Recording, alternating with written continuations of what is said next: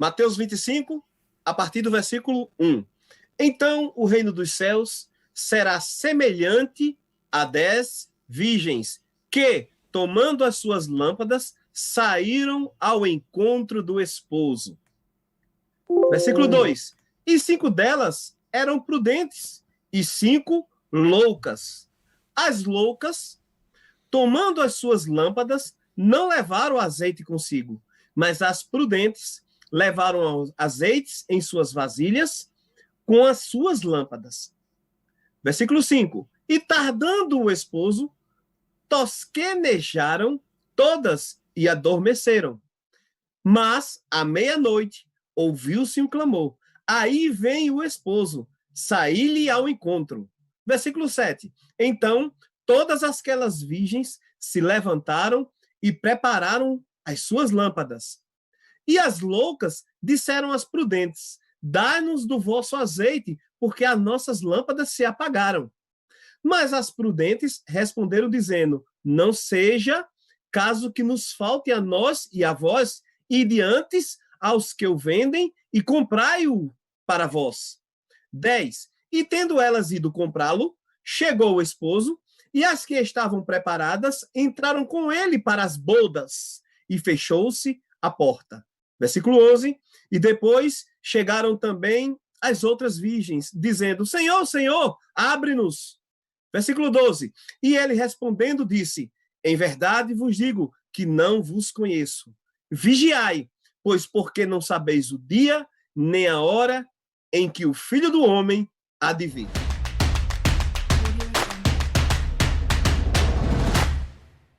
A questão aqui, reverendo André, nós estamos falando de um casamento que não é o casamento culturalmente como a gente conhece hoje em dia. Nós estamos falando de um casamento que era uma realidade, né? A cerimônia, a festa, a cultura de fazer casamento desse jeito é uma realidade de 2000 anos atrás. Então, nós temos que fazer uma viagem no tempo aí, né?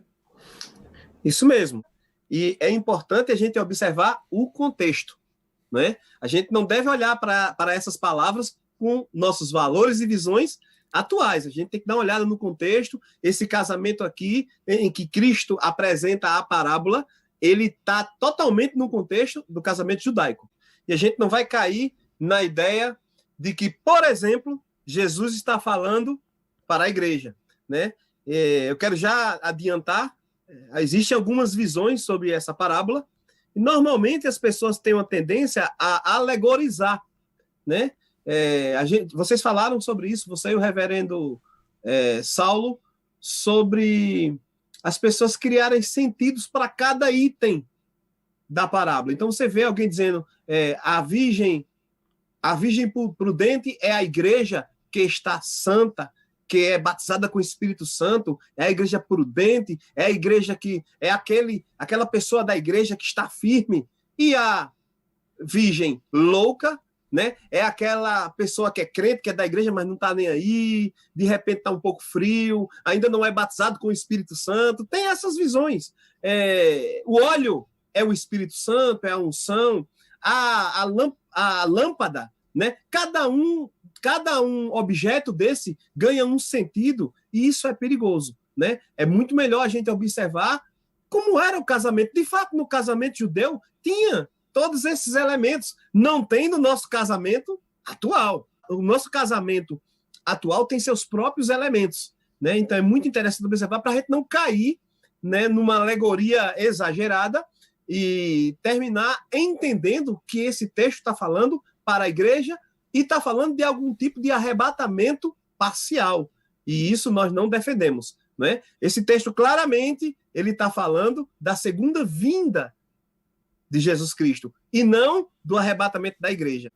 Eu já vi seitas, por exemplo, que defendem a ideia da poligamia usando esse texto, né? Tem seitas polígamas que usam esse texto como base aí para defender o casamento polígamo usando esse texto. Reverendo, esse texto está falando de poligamia? É um absurdo. A gente daqui a pouco vai dizer por quê. Olha só que interessante, a Bíblia chama Jesus do noivo e a igreja da noiva, né? Se você observar esse contexto de esposa, noiva, não é só a igreja. Você vai ver no Velho Testamento Israel sendo chamada de esposa. Se você ler o texto de Oséias, por exemplo, você vai ver claramente a profecia fazendo uma comparação da relação de Deus com Israel, de um esposo com uma esposa. E naquele caso lá, uma esposa adúltera, né? Então, mas é claro no texto bíblico, no Novo Testamento, que a igreja é tratada como uma noiva. E o noivo é quem? Jesus Cristo. E a gente cair no erro de querer afirmar que Jesus Cristo seria polígamo, que ele casaria com 10 noivas. Não. Isso nem no contexto judaico é aceitável. Nem no contexto judaico daquela época que Cristo estava falando se tinha um casamento de um noivo com 10 noivas. A gente tem que observar esse contexto aí, porque essa parábola ela tem o objetivo de trazer um entendimento sobre algo que estava acontecendo. Se a gente ler o texto desde Mateus 23, Mateus 24, e entrar em Mateus 25 e entender que ali fala de um assunto só, que é a segunda vinda de Jesus Cristo, a gente vai entender claramente que ali não está falando da igreja, mas sim está apontando para Israel. Então, Jesus está tratando de uma profecia que fala do julgamento. Que julgamento é esse? É o julgamento do trono da sua glória. E eu vou deixar aqui o reverendo André para explicar melhor. Todos esses eventos das 10 virgens estão relacionados à segunda vinda de Cristo e não ao arrebatamento. Reverendo André. Muito bom, muito bom. É só ler o texto com muito cuidado. A gente está em Mateus 25. Esse texto de Mateus 25, se você observar ele com cuidado, lá no versículo 1, na minha versão aqui começa assim, ó. Então o reino do céu será semelhante a 10 virgens.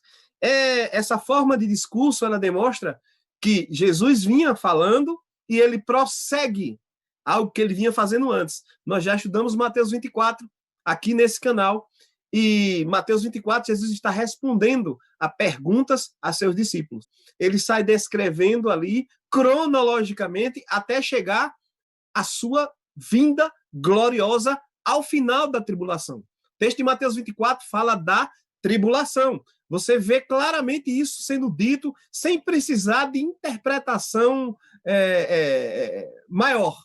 Jesus Cristo diz no versículo 21 de Mateus 24 que haverá grande tribulação como nunca houve. Jesus continua explicando e ele diz, quando passar aquela tribulação, vocês verão sinais no céu. Jesus mostra e fala ali sobre ele vindo no seu retorno glorioso. Depois do seu retorno glorioso, o que é que vai acontecer? No retorno glorioso de Cristo, acontecerão julgamentos. Em Mateus 25, ele entra falando dos julgamentos. Primeiro, ele vai falar dos julgamentos da nação de Israel, ou seja, é nesse contexto que ele conta essa parábola, e se você continuar lendo o texto, ele vai falar de uma parábola de talentos, e ele vai chegar lá no versículo 31 em diante, e ele vai falar de outro julgamento. E é interessante que nessa parábola das 10 virgens, ele faz uma separação aí, ó. Existem 5 prudentes e 5 loucas, 5 nécias, certo? Se você ler Mateus 25, dentro do mesmo contexto ainda, a partir do 31, você vai ver outra separação de bodes e ovelha. A diferença é que um julgamento está se referindo à nação de Israel especificamente, que é esse das 10 virgens, onde as 10 virgens representam Israel, agora 5 é o verdadeiro Israel, o Israel eleito, e 5 o Israel apóstata. O Israel que vai rejeitar a Cristo, que já rejeitou e continuará rejeitando e não se arrependerá. Por isso que ele chama de loucas em algumas versões, sim, certo? E no versículo 31 em diante desse mesmo texto, eu vou ler o versículo 31, só para citar esse julgamento, ele diz assim, quando o Filho do Homem vier em sua glória e todos os santos anjos com ele, então se assentará no trono de sua glória. A gente chama, por causa desse texto, de o julgamento do trono da glória de Deus. E nesse texto aqui, ele diz que todas as nações, versículo 32, e todas as nações serão reunidas diante dele e apartará uns dos outros, como o pastor aparta dos bodes as ovelhas. Então você vê, no início ele faz uma separação em Israel de prudentes e nécias, e aqui todas as nações gentílicas, todas as nações, não se fala de igreja aqui também, né? Porque tem gente que acha que bodes e ovelhas também se refere à igreja, e não é. Aqui já está falando das nações gentílicas de toda a ordem. Por quê? Porque o texto já tratou do julgamento de Israel, agora o texto vai tratar do restante do povo, que vai estar lá na tribulação.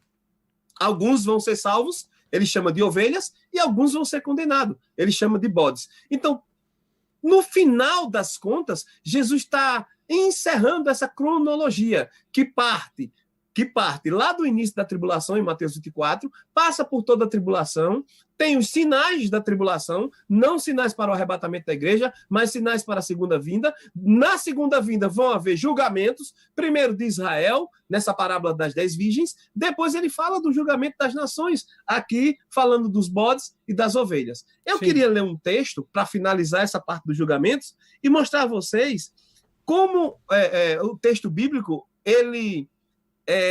como ele concorda, né? Vamos para outro texto, onde mostra a segunda vinda de Cristo, e nesse texto fala desse casamento e fala de convidados, ok? Também fala da noiva. Apocalipse.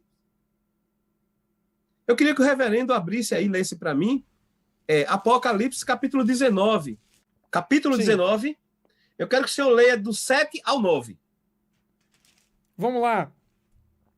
Alegremo-nos, exultemos e demos-lhe glória, porque são chegadas as bodas do Cordeiro, cuja esposa a si mesma já se ataviou, pois lhe foi dado vestir-se de linho finíssimo, resplandecente e puro.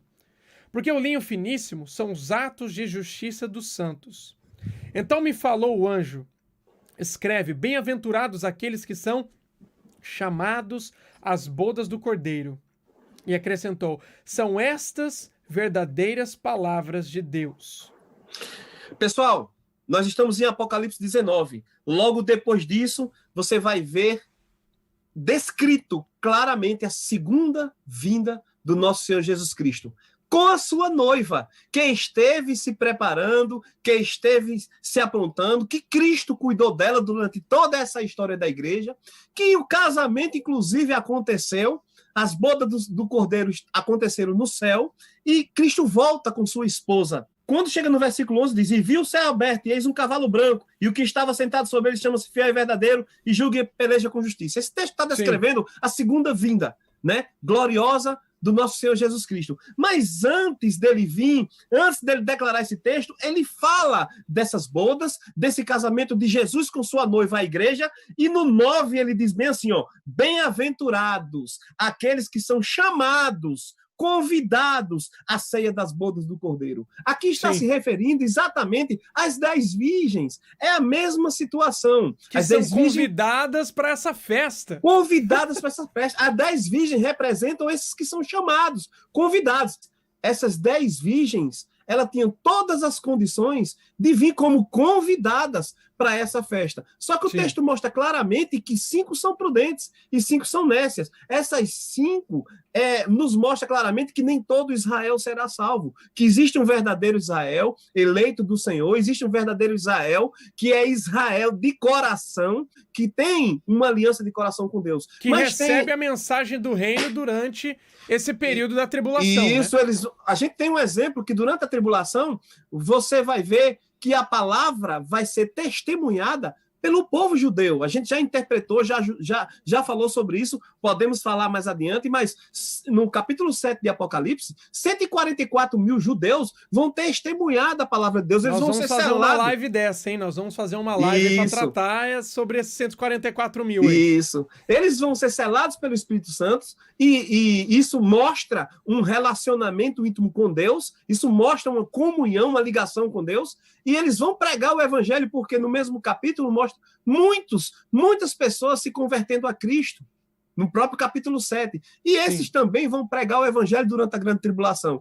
Mas os textos que mostram a grande tribulação, lá em Apocalipse, no capítulo 6 até o capítulo 19, mostram que muitos não se arrependem. E é isso que acontece com as 5 virgens loucas. E esse texto de Apocalipse 19, na segunda vinda de Cristo, mostra que bem-aventurados são aqueles chamados. Então, são chamados 10 virgens que representam todo Israel. Todo Israel está sendo convidado. A Bíblia mostra que Cristo veio para eles, veio para os seus, mas muitos o rejeitaram. Mas todo Israel está sendo convidado para participar dessa festa. Só que uma parte de Israel vai ser prudente, vai estar pronto, preparado, com suas tochas, com seu óleo na vazia, porque essas tochas, reverendo, elas precisavam ser alimentadas. Quando o fogo consumia aquele azeite, eles colocavam mais azeite para a tocha continuar acesa. Sabe o que é interessante do contexto do casamento? É que essas tochas era como se fosse o convite. Se a pessoa não tivesse a tocha, se não tivesse o fogo aceso, era como se fosse um penetra. Alguém que não estava ali, não era amigo do noivo. É interessante que no versículo 12 de Mateus 25, né, no final dessa parábola das 10 virgens, no versículo 12, a resposta do noivo: em verdade vos digo que não vos conheço. Né? É como ele barra os penetras. Os penetras vão ficar de fora. É como um casamento em que chega um camarada e quer entrar na festa sem ter o convite, sem ter o azeite, sem ter a tocha, sem ser convidado. Se ele tivesse sido prudente, ele entrava. Mas eles não foram prudentes. Ali está falando claramente de uma nação, não de uma noiva. Ali está falando claramente de um povo que parte dele é prudente e parte não é. Em Apocalipse 19, na segunda vinda, ele chama de bem-aventurados, esses que são chamados. E esses que são bem-aventurados é porque eles estavam prontos, prudentes, e eles vão entrar para essa ceia das bodas, que a gente já falou outro dia, que é o reino milenar. A entrada do reino milenar vai ser uma festa, uma ceia, a festa de casamento, e nessa festa de casamento, a noiva não chega querendo entrar, não. Nenhuma festa de casamento, mesmo no nosso contexto, a noiva não chega como uma convidada, a noiva não chega como uma chamada, não. A noiva é quem faz o convite junto com o noivo. A noiva está lá recepcionando os convidados na porta, na entrada dessa grande festa que vai ser no início ali do Reino Milenar.